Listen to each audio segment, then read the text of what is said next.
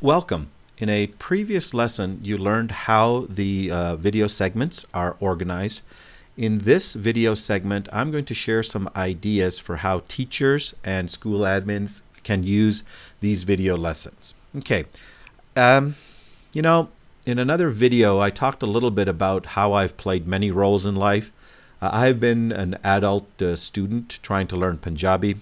Of course, a parent, and needless to say, a volunteer teacher who's doing the best he can to try and teach kids Punjabi.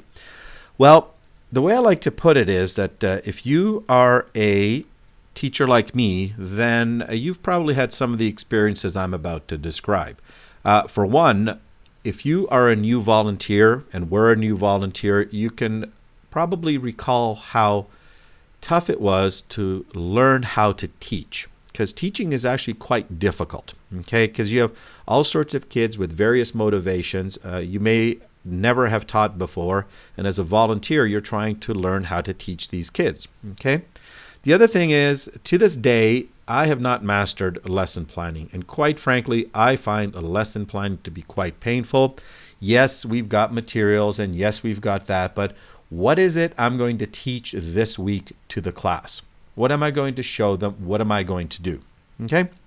Next, for those of you who are interested in starting a parent school with kids where you are teaching Punjabi, the only polite word I can say publicly is whoa. Okay. It's a lot of fun. It's a lot of hard work. Don't get me wrong. I'm very happy that we did this for our kids. But the fact is, it takes a lot of energy, a lot of organizational skills, and a lot of thought, because it is quite difficult to start a school in which you are teaching other people's kids.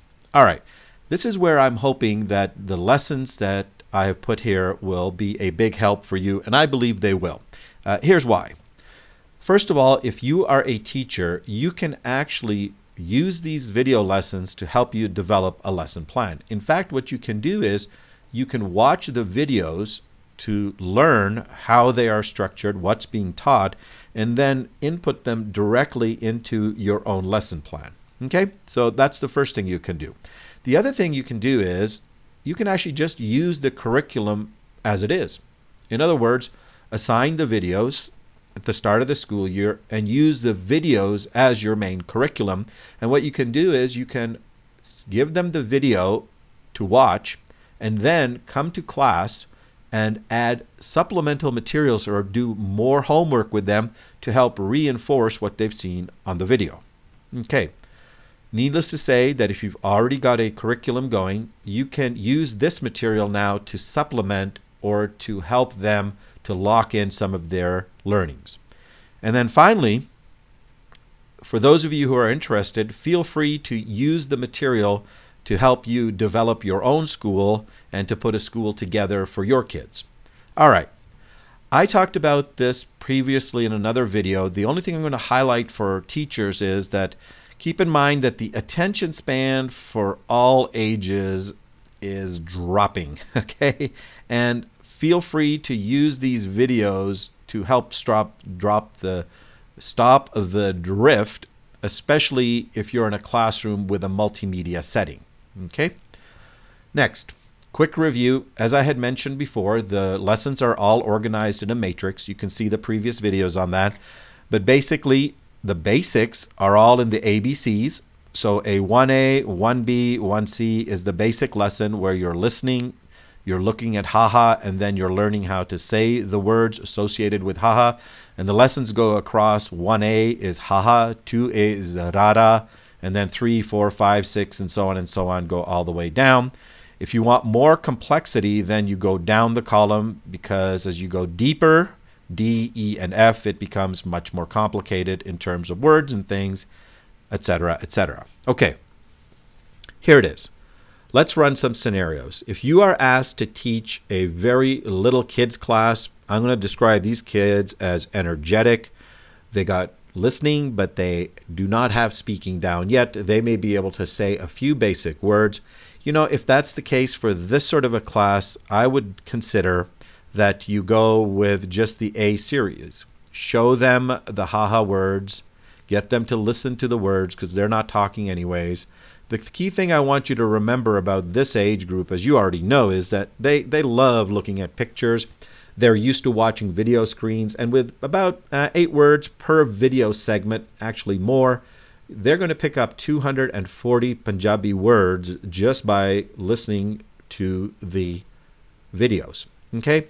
The other thing is, for this age group, I would have the parents sit in on your class, especially if you've got a number of these little kids.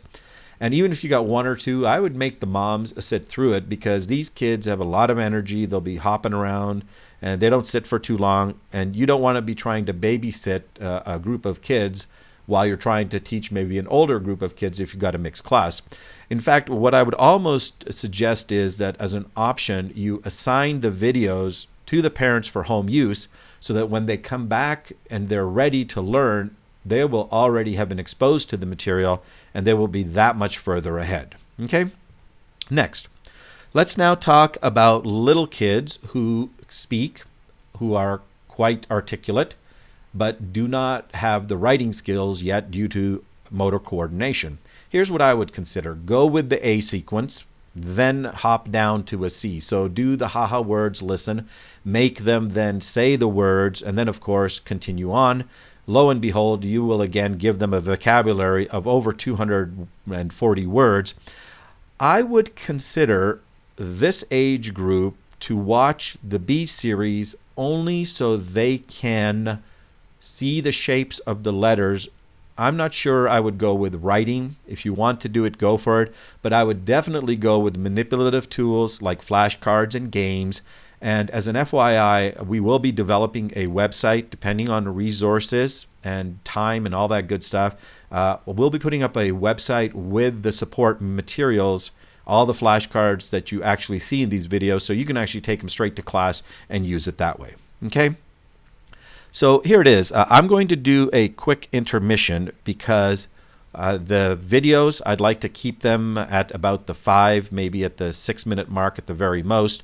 So I'm going to stop right here, and I'm going to ask you to go to video 0E for teachers, video number 2. Thanks very much, and I'll talk to you in a second.